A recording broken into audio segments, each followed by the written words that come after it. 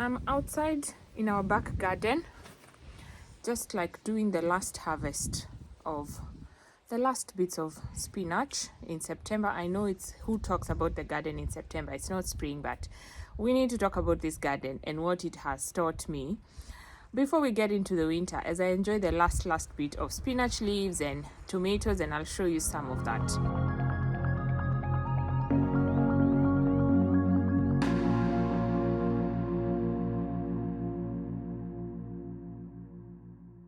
If you're new here, thank you for watching.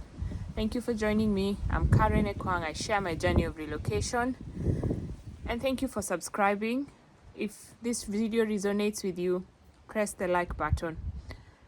I hope you can relate to some of the things I'll talk about here.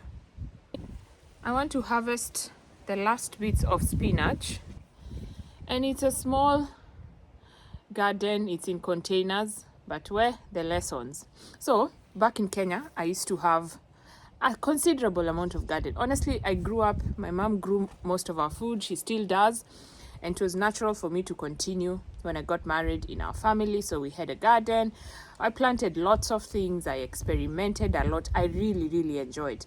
And sometimes I look back and I'm like, maybe I should have shared that journey a bit more. So when we got here, the most natural thing was to continue a garden. So I saw the house my husband got, and with the back we had space for a garden. It was like, yay, let's start a garden. I came armored. I came with managu seeds. I came with terere, that's amaranth.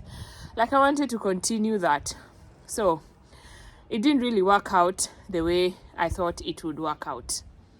So it's been a journey getting to this point of even like having a harvest. So when we came here, so I saw the back, and the most natural thing to do for me would be to start, like dig up. I was like, this is really small scale. I looked, someone had been doing some little gardening, but the soil had like some rocky patches. It needed a lot of digging, which we did. The soil around here is not the best. It's clayish. But then I looked at it and I was like, this is just small scale. Like it's just kidogo mboga. It will work out. So we did that. And then I planted my spinach, planted my managu, my terere. I planted everything. I think I planted some onions, some potatoes. I planted them along this line. You see along this fence, this side, I planted them, and at the bottom there, which I'll show you later. And they started, the germination was not great, honestly. It was just like one. There's this bed, this one I'm harvesting here, which had, I think, spinach and some kale, which did slightly better, but the germination was very sparse, so it didn't do so well. The amaranth as well did well a little bit, but it didn't do so well. And then another thing I noticed is on this bed, when they started germinating, you know, the really succulent shoots, they're like some birds that come around here in the morning, tiny birds. I forget their names. They would feast on them. So you come and you find the leaves have been eaten. And so, of course, they didn't germinate well. We did the transplant, but it was not a major harvest. Honestly, I think I only harvested once. I think we only enjoyed it like once. And I know these don't look as great as well, but they've seen better days. It's just that it's getting cold. Like, I think I'll share a photo if I can find one. Like, it was a really nice harvest. And this year we harvested, I think every 2 to 3 days, I would come out here and pick spinach. And it also saved us some coins because we used to buy a lot of kale from Tesco. So, first year, didn't do so well. I was a bit discouraged. Second year, I was like, I think I see the problem. The soil needs some nutrients. So I did what any reasonable person would do. I got a bit more compost from the shops. So I got some compost to add to the soil. I got some liquid fertilizer. Like I got a few bits of add-ons. And in this area here, that's where I added it. But I didn't really change the soil so much. So I added it here, planted a few more. And you know the way gardening can be a lot of work. The digging, the watering, the monitoring. Like you put in so much effort and you're hoping for a harvest. But second year wasn't so good as well. Interestingly, the thing that did well, the potatoes that were dormant over the winter, they came out and flourished. And then also there was some kale that had been dormant, and it came out and flourished, but also not really promising or anything. So that was the second year. But after the second try, I was a bit discouraged, and really I was not keen on trying this out again this year because of just the amount of effort that goes into it. And then for some reason, my husband took a keen interest in the garden this year. So he was like, what are you going to plant? So we had a bit of a discussion, and then he looked at it and he was like, you know what? You need to change the soil. You need to change the soil here. I'm like, okay, let's give it a try. But of course, I knew the soil was the problem. I had done a bit of additions, a bit of compost over there, but I didn't change. And also, guys, it's just interesting how soil is a big business here. You know, sometimes I think about how I could go and carry my mother's soil and bring it here and sell it, and how much money I would make. Because not all soil is arable, but I think most of the soil at home, most of our land is arable and like good land, good soil for planting. And even when you're having your small garden or you're a farmer, you don't think much. You think about adding stuff to the soil, but not changing all of it. So soil is a big business, and I just like how garden centers and plants come alive and seedlings being sold in the spring, and then they disappear in autumn. A phenomenon we don't see back home. And also the urban farming. Yes, we have an aspect of urban farming at home. Small scale farmers, smallholder farmers are a big thing, but not really for sustenance. Yes, but for sustenance, not really as a hobby. Here I see there's a lot of a hobby part of gardening. So we agreed we're going to change the soil. And that's how you see all these like plastic containers, because we didn't have the energy to dig up the soil and then replace. So we said, let's get all these containers and try and see if this will work out. And la hawla, like the harvest has been amazing. Every 2 to 3 days we're harvesting. So we planted mostly spinach and kale, which kale we've eaten. A variety from home, a variety from here. We planted herbs, we planted a tomato. I'll show you the tomato behind me, just one as a trial, and it did really well. And we've been harvesting like every week. Like this is just like the final bits of the harvest. Coriander, something we use so much, like we did that, and just changing the soil. We didn't even have to add much to it. And then we bought these tunnels that I had bought even in the last time I planted, but to keep away the birds. But it didn't really work wonders because still the soil. But now we bought the tunnels, so when they germinated, the birds were not eating them. And then apart from the tunnels,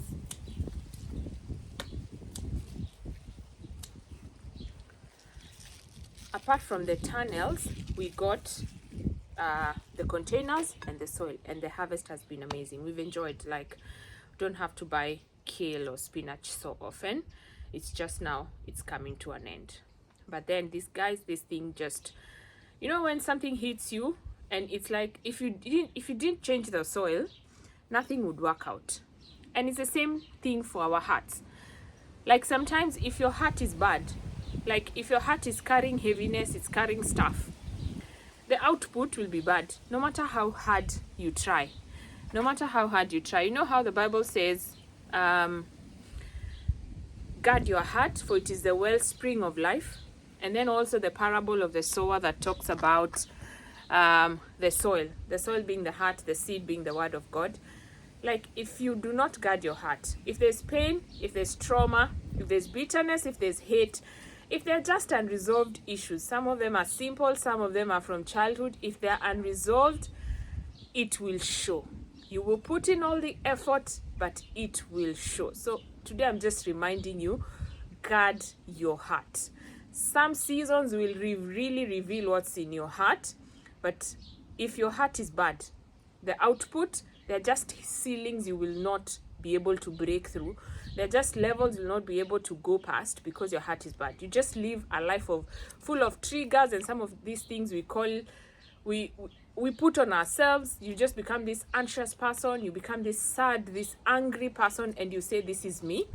but it's just an issue of the heart. You need to change the soil. You need to deal with those things in your heart. You need to deal with the pain.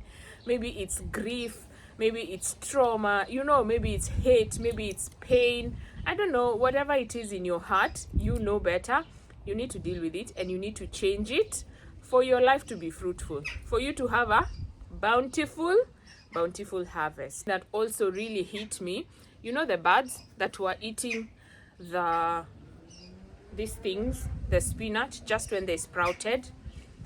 Like in the parable of the sower, it says when the seeds fell on hard ground and the birds just came and ate them. There are these distractions. Like sometimes we underestimate the weapons of the enemy or his schemes. He will want to discourage, distract, destroy whatever you're building at its youngest or infant stage. So when they're just sprouting, the birds come and eat it, and that's it. I mean, it had the potential to become a green, leafy, huge vegetable, but because the bird has eaten it. And sometimes his strategies are very subtle. It's discouragement, it's getting tired, it's being distracted.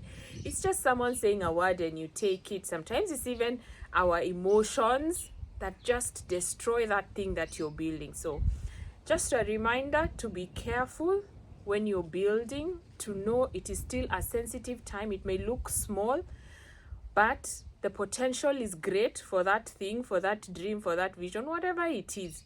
And the enemy will want to steal it when it's at its really, really infant stages, so that you don't get to enjoy the fruits of it. So that's what my garden taught me this September. I'll show you the tomato. It was one, like we just bought one seedling actually towards the end of the season, and I wish we bought more. We've been saying we wish we bought more. I was staying away because tomatoes are so complicated to grow at home. There's weather, there's pests, there's everything to just make them grow. This tomato, honestly, we just abandoned it here. We just planted it, but look, like it's been amazing. It's just like it just worked on its own. Like it's just done its thing. It's provided us with lots and lots of tomatoes. So next spring we are doing more. Honestly, I don't know why they grow so well here. Don't know if it's because there are no pests or something, but it did so well. So tomatoes is something we're gonna be growing again. Yeah, we also have some herbs, some mint and some parsley from behind there, which has done well, and we hope to do the same. But so yeah, struggling with your garden, change the soil. Struggling with your heart and issues of life, change the soil. For me, honestly, it's been a personal journey. There are certain seasons, like for me, this transition helped to unravel some of the issues of my heart, things I hadn't dealt with, and you just have to slow down and deal with them, because if you don't deal with them, they will come and show up later. Always, I love hearing from you in the comments. Tell me how your garden did, if you're planning to have one, and just dealing with the issues of the heart. Let me know in the comments what you think. And thank you for watching. If you haven't subscribed, please remember to subscribe. I've done a video on how I'm preparing for the winter. Nothing to do with the garden. So if that would interest you, I'll link it down below. Go and watch it.